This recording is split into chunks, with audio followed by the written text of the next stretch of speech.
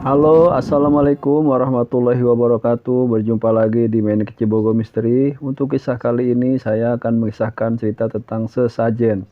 Tapi sebelum saya melanjutkan kisahnya, kami mengucapkan terima kasih kepada yang telah menonton video kami hingga akhir. Mudah-mudahan Allah selalu melimpahkan rahmatnya pada kita semua. Dan Allah jaga keluarga kita dari segala macam mara bahaya. Amin. Mari kita simak kisahnya. Cerita ini adalah cerita yang dulu pernah ramai di daerah rumah Cangagua. Rumahnya itu di desa, masih asri. Sungai masih mengalir jernih, kiri kanan masih sawah. Mayoritas penduduknya kalau nggak bertani ya beternak. Nah, di desa ini ada satu keluarga juragan yang kaya sekali. Kekayaannya nggak usah dipertanyakan lagi. Saking kayanya, dimakan 7 keturunan, nggak akan habis. Sampai-sampai Pemda nge-blacklist dia buat beli tanah di daerah tersebut. Kalau gua sebut daerahnya, pasti langsung ketahuan siapa yang gua maksud. Karena kekayaannya sampai sekarang, gua nggak ada maksud gibah atau apapun. Hanya share cerita tentang salah seorang yang pernah bekerja untuk keluarganya. Dan sebenarnya, orang di desa semuanya tahu apa yang gua akan ceritain ini. Semacam rahasia umum. Tapi balik lagi, pasti ada hikmah di balik cerita ini. Semoga jadi daripada kelamaan, gua mulai saja ceritanya. Semua dimulai di malam itu. Di desa bukan lagi hal aneh, penjual bakso berdagang sampai jam 2 dini hari. Nah, waktu itu karena dagangannya masih sisa beberapa mangkok, beliau kebetulan lewat sebuah jalan tanah menuju salah satu desa. Gak ada pikiran apapun, niatnya hanya berdagang saja. Sampai seseorang memanggil, "Baso!" Suara perempuan. Tidak beberapa lama terlihat perempuan parsa cantik, masih muda. Ia memberikan mangkok sembari menunggu si abang menjajakan dagangannya. Dilidiknya kaki si pembeli. Alhamdulillah, napak tanah, jadi bukan hantu. Sambil basa-basi si abang nanya, "Kok nggak pernah lihat ya?" Si mbak yang beli menunjuk sebuah rumah dengan teras yang luasnya nggak kira-kira. Di sana berdiri sebuah rumah megah, paling megah pada tahun segitu. Di antara rumah lain di desa ini, tidak ada yang tidak kenal rumah itu. Rumah Cipto, begitu orang dulu memanggilnya. Karena rumahnya memang milik keluarga yang paling terpandang, paling kaya sekaligus paling berkuasa di desa itu. Setelah bertanya itu, si penjual bakso kembali basa-basi, mulai bertanya, mulai dari siapa mbaknya, sampai ke ranah pribadi.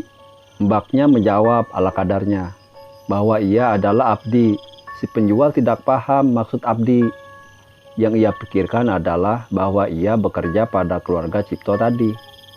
Di tengah obrolan sembari menyelesaikan dagangannya, tiba-tiba si mbak mengatakan sesuatu pada si penjual. "Besok lewat sini lagi ya bang. Jamnya kalau bisa jam segini lagi. Saya akan beli lagi bang." Setelah itu, si mbaknya masuk ke gerbang pagar dan menghilang di balik pintu rumah. Aneh, baru kali pertama seorang pedagang keliling memiliki pelanggan tetap di jam tertentu. Setelah 5 hari, si abang lewat jalan itu dan seolah-olah pesan Simbak seperti sebuah tanggung jawab yang harus abang itu penuhi. Bahkan saat dagangannya akan habis, selalu ia sisakan 1 mangkok hanya untuk menjualnya kepada Simba yang bahkan tidak ia tahu namanya.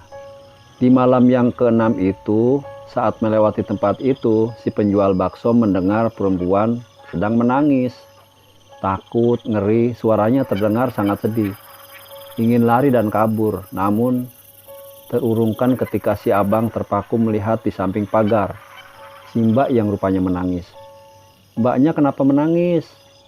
Si mbak yang kaget kemudian berpura-pura bahwa ia tidak menangis. Entah apa alasannya untuk meyakinkan abang penjual bakso itu. Meski berbohong, si abang tidak mau ikut campur lebih jauh tentang masalahnya. Singkat cerita, si abang kemudian menjajakan dagangannya. Malam itu ia kasih gratis agar Simba tidak sedih lagi. Saat itulah Simba lagi-lagi mengatakan hal yang tidak Abdi mengerti. Besok abang nggak perlu lewat sini lagi. Saya udah nggak ada di sini. Mendengar itu, si abang sebenarnya ingin bertanya, apa Simba berhenti dari pekerjaannya sebagai abdi atau ia mau pulang kampung. Namun pertanyaan itu ia urungkan, dan benar saja. Di malam berikutnya, Simba tidak ada lagi untuk membeli dagangannya. Sudah lebih dari seminggu, Simba tidak pernah keluar lagi. Muncul banyak pertanyaan. Kenapa Simba menangis? Kenapa Simba tidak di sini lagi? Dan entah bandel atau apa, rupanya si abang tetap lewat jalan situ. Sampai suatu malam, ketika ia lewat jalan itu lagi, baknya muncul. "Baso!" Si abang senang bukan main, melihat si baknya muncul lagi. Tanpa basa-basi, ia jajakan dagangannya itu. Namun malam itu, Simba tidak seperti biasanya. Wajahnya murung dan tatapannya terus-menerus menunduk. Tidak hanya itu, bahkan suaranya lebih serak. "Mbaknya sudah kembali ke sini?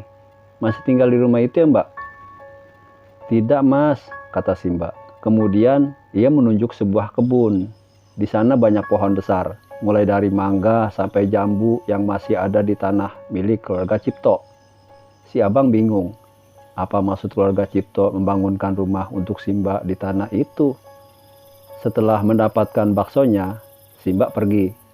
Dan benar, ia tidak masuk ke gerbang itu lagi, tapi menghilang di kebun tadi. Si masnya langsung kabur. Sesampainya di rumah, si abang gak bisa tidur. Terbayang wajahnya Simba. Selain itu, bulu kuduknya merinding. Dan benar-benar gila. Dari samping rumah si abang, ada suara perempuan menangis. Namun si abang tidak berani memeriksa. Ia terus berdoa dan berdoa sampai tertidur. Siang hari, setelah kulakan bahan untuk bakso nanti malam, si abang penasaran. Kemudian ia tidak sengaja lewat jalan itu. Tanpa pikir panjang, ia parkirkan sepeda ontelnya lalu masuk ke kebun itu. Di sana rupanya hanya ada pohon-pohon yang ditanam campur aduk. Tidak ada apa-apa.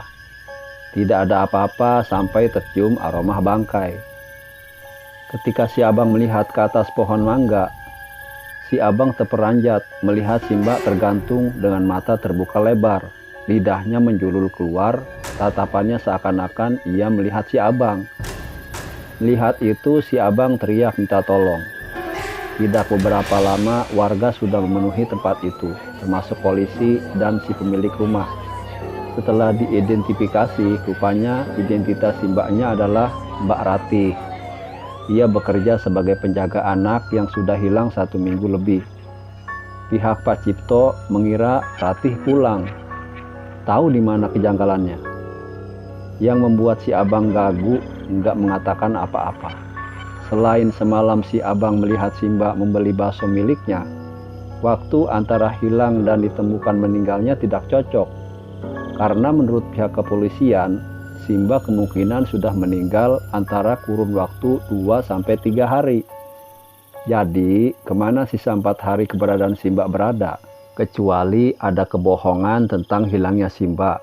Keluarga itu menyembunyikan sesuatu dari maksud 4 hari kemana Simba berada.